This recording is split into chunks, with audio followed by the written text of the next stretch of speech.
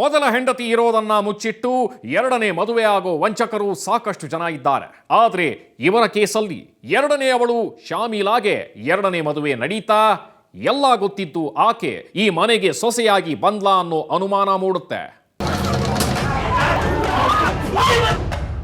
ಕೈ ಹಿಡಿದವನು ಕೈಗೊಂದು ಮಗುವನ್ನು ಕೊಟ್ಟು ಮಡದಿಯನ್ನ ಬಿಟ್ಟು ಮತ್ತೊಂದು ಮದುವೆ ಮಾಡಿಕೊಂಡು ಹಾಯಾಗಿದ್ರೆ ಯಾವ ಹೆಂಡತಿಗೆ ಹೊಟ್ಟೆ ಉರಿಯಲ್ಲ ಹೇಳಿ. ಪಾಪ ಈ ಹುಡುಗಿ ರಾಧಿಕಾಗೆ ಆ ವಿಷಯದಲ್ಲಿ ಅನ್ಯಾಯ ಆಗಿದೆ. ನ್ಯಾಯ ಕೊಡಿಸ್ಬೇಕು ಅಂತಾನೆ ಜನ ಮುತ್ತಿಗೆ ಹಾಕಿದ್ರು.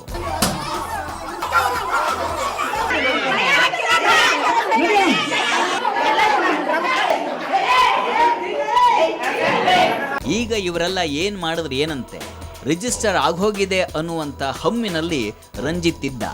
ಅವನಿಗೆ ಮಧುಗಿರಿಯ ದೊಡ್ಡೇರಿಯ ನರಸಿಂಹಯ್ಯ, ಸಿದ್ಧಗಂಗಮ್ಮ ಅನ್ನೋರು ತಮ್ಮ ಮಗಳು ಶೋಭಾಳನ್ನ ಕೊಟ್ಟು ಕೈ ತೊಳ್ಕೊಂಡಿದ್ರು. ಅವರಿಗೆ ರಂಜಿತ್ನ ಮೊದಲನೇ ಮದುವೆ ವಿಷಯ ಗೊತ್ತಿರ್ಲಿಲ್ವಾ? ಅಥವಾ ಗೊತ್ತಿದ್ದು ಈ ವಿವಾಹ ಆಯ್ತಾ? ಕೇಳೋದಕ್ಕೆ ಅವರು ಸಿಗ್ಲಿಲ್ಲ.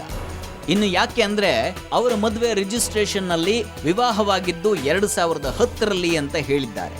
ಹಾಗೆ ನೋಡಿದ್ರೆ ಆಕೆ ಮೊದಲ ಹೆಂಡತಿ ಆಗ್ತಾಳೆ. ಆದರೆ ರಾಧಿಕಾಳನ್ನ ಮದುವೆ ಆಗೋದಕ್ಕಿಂತ ಮೊದಲು ಬೇರೆ ಮದುವೆ ಆಗಿದ್ನ ಅವನು. ಆ ಬಗ್ಗೆ ಅವನ ಮನೆಯವರು ಹೇಳಲ್ಲ. ಆದರೆ ರಿಜಿಸ್ಟ್ರೇಷನ್ ಲೆಟ್ರಲ್ಲಿ ಮಾತ್ರ ಈ ರಾಧಿಕಾ ಎರಡನೇವಳಾಗಿದ್ದಾಳೆ. ನಾಳೆ ದಿನ ಕೋರ್ಟ್ಗೆ ಹೋದ್ರೆ ಇವಳ ವಿವಾಹನೇ ಊರ್ಜಿತ ಆಗಲ್ಲ ಅಂತ ನಂಬಿಸಿ ರಂಜಿತ್ ಮನೆಯವರು ಆ ಹುಡುಗಿಯನ್ನ ತಂದ್ಕೊಂಡು ಹೀಗೆ ರಿಜಿಸ್ಟರ್ ಮಾಡಿಸಿದ್ರ.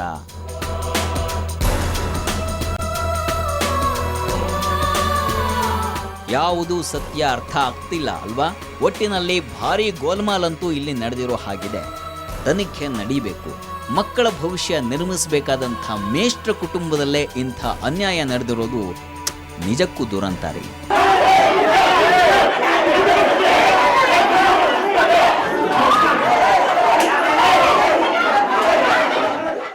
ಗಂಡ ಹೆಂಡತಿ ನಡುವೆ ಸಮಸ್ಯೆ ಆದ್ರೆ ಅದನ್ನ ಬಗೆಹರಿಸ್ಕೊಳ್ಳೋದು ಅಥವಾ ಬೇರೆ ಆಗೋದು ಮಾಡಬೇಕೇ ವಿನಃ ಹೀಗೆ ಕದ್ದು ಮುಚ್ಚಿ ಇನ್ನೊಂದು ಮದುವೆ ಆದ್ರೆ ಕಷ್ಟ ಅನುಭವಿಸಲೇಬೇಕು ಅಂತ ಹೇಳ್ತಾ ಇವತ್ತಿನ FIR ಮುಗಿಸ್ತಾ ಇದ್ದೇವೆ. ನೇರ ದಿಟ್ಟ ನಿರಂತರ ಸುದ್ದಿಗಾಗಿ ನೋಡ್ತಾ ಇರಿ ಸುವರ್ಣ ನ್ಯೂಸ್.